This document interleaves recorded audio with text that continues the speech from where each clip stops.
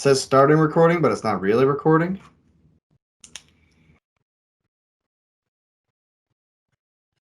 All right, people. Hello. Welcome back to the Cup Chasers podcast. I'm Jake. It's Patrick, and we've got another Chelsea segment for you this evening. And it's another one that's not exactly as happy as we wanted it to be. But if you really hate Real Madrid, smash up the like button. Go ahead and get that notification bell on and subscribe to the channel if you're new. We really appreciate it. Really appreciate you being here and listening to the pod. Yeah, Patrick, I don't know about this one, man. From the word go, even from an hour beforehand, I was already texting you, man, this lineup is rough. Oh, it was horrible. Horrible. And I will say this. I give with Frank, I've been very, very, what's the word I'm looking for? I guess harsh on him. And I have to give him credit that even though I hated the lineup, I liked the idea. At least he saw something to say, okay, we can actually get after them. But what happened was the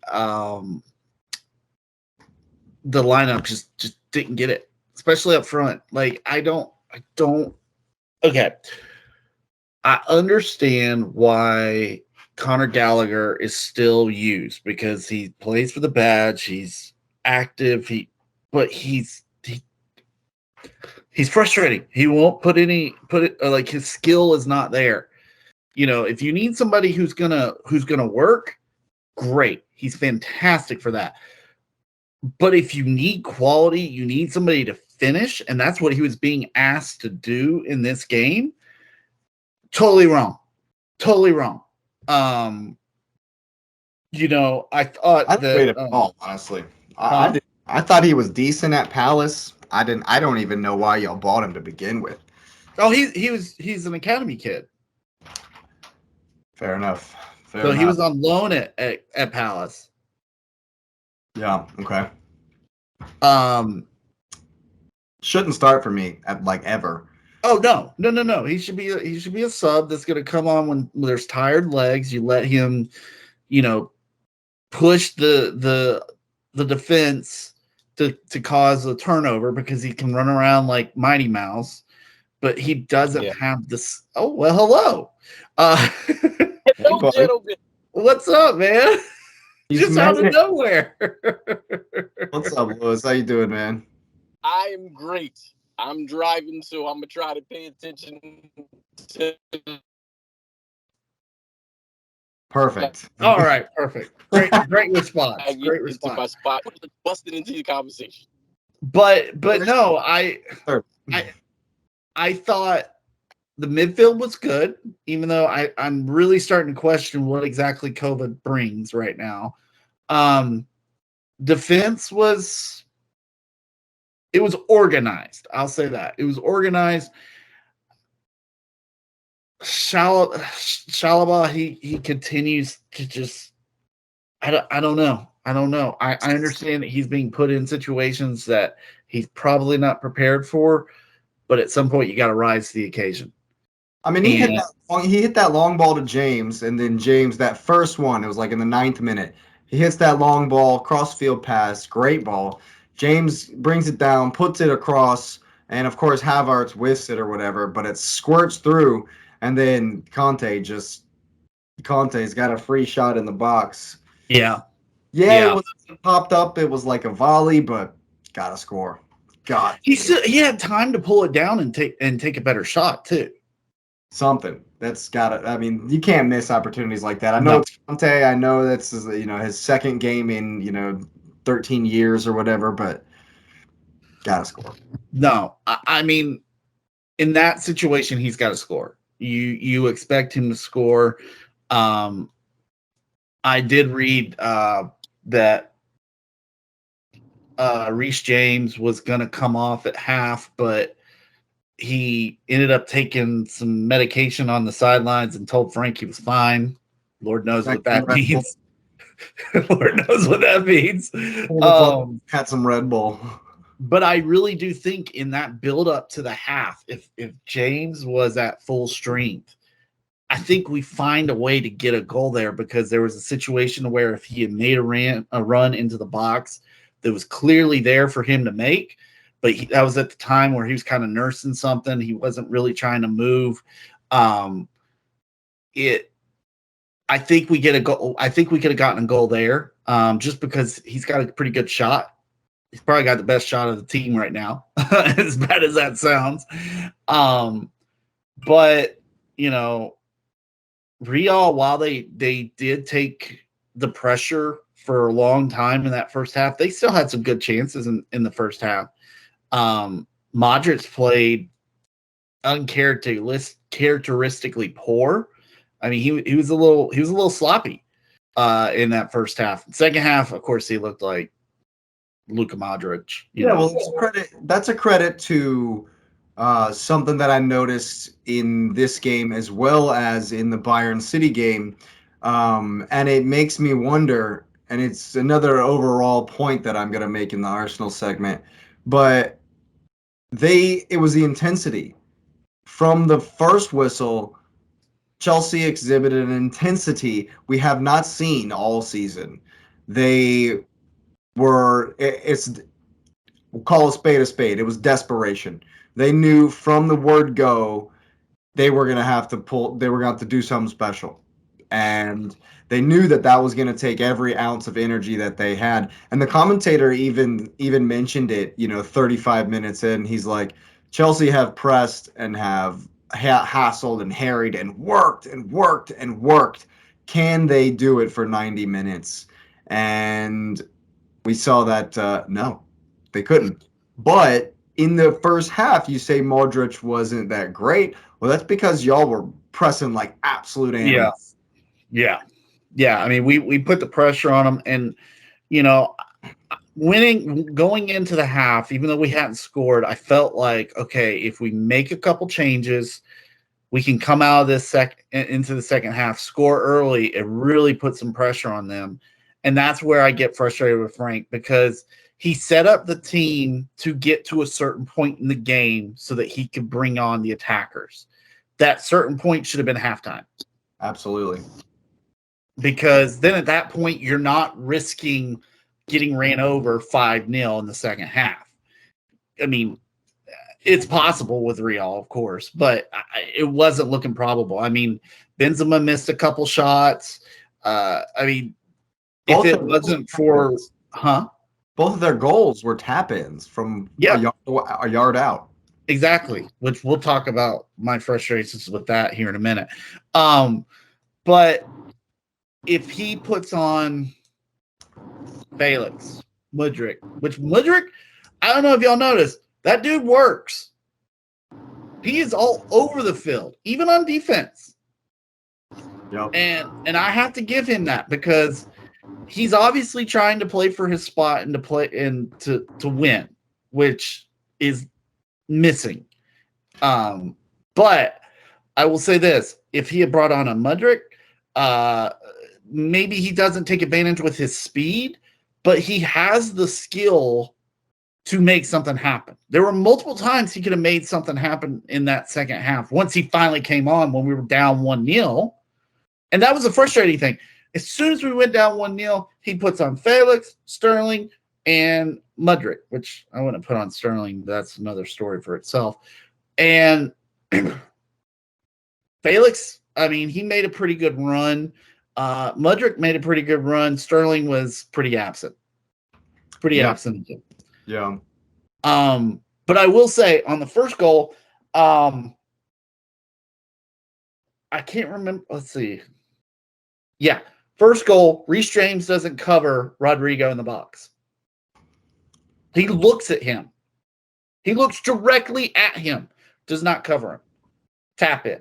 Second goal, Kovacic doesn't cover Rodri coming across in the box after he's played the ball to, I think it was Benzema. And then it squirted out to Vinny.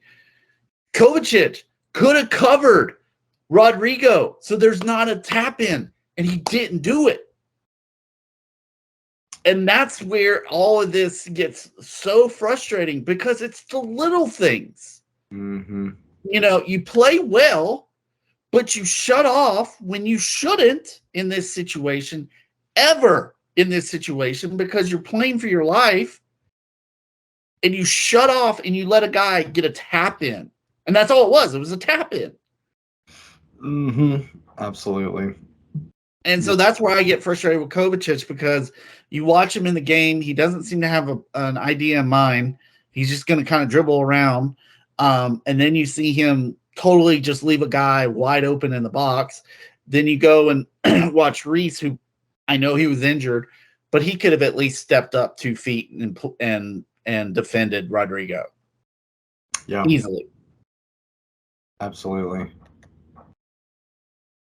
You know, can you hear me? I don't know if you. There he is. Yeah, you're back in. Okay. A thing that's interesting is that I watched some of the game, but I really didn't watch it. And the thing that concerns me about Chelsea is, I mean, and I think Patrick, you kind of hitting the nail on the head. They're trying to play, and they're desperate. But there's not enough desperate guys on the team. Like Mudryk, like you said, he's trying to earn the spot, but then at the same time, at some point Mudryk is like, but I'm earning the spot for who? Like, who am I playing for? And then you have to start wondering, like, what's the motivation for these guys? I mean, obviously, they don't really care. How much money the club makes, that's the club's responsibility. So if you think about that, you're like, okay, well, they're going to do enough. They know they're not going to get relegated. They're better than everybody else at the bottom. So there's no concern. They just got to get 3 points to avoid relegation, honestly. Right, to get to that magic 40 number, they need 1 point, but I'd rather they get 3 points. But even then, I think in 8, would they have 8 games? If I'm not mistaken, is that 7, 8 games? Yeah. 8 games. There's no way in 8 games they don't get at least, and I'm being honest, if a minimum of 7 points, right? They're gonna get. I can see that. Yeah. They're gonna get a minimum of 7 points. So if they get 7 points, they know that. So they're not gonna get relegated. So then the question is that, okay, you say, well, I'm playing for my job. Well, Boehly coming into the locker room and doing whatever that it was he was doing. Right? I don't know what that was. It was a Jackie Moon or something like that. I don't know what he was doing.